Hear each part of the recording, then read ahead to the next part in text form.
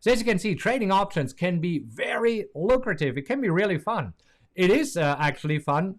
Trading options, especially when you are buying option, is perfect for small accounts. So if you have an account of $2,000, $3,000, $5,000, trading options is perfect for you.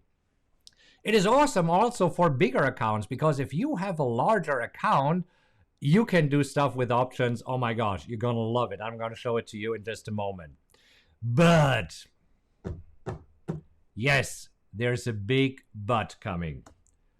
Options are super dangerous if you're not getting it. This is why I wanted to do this Options 101, because I hear that a lot of people are losing money with options because it screws with their head.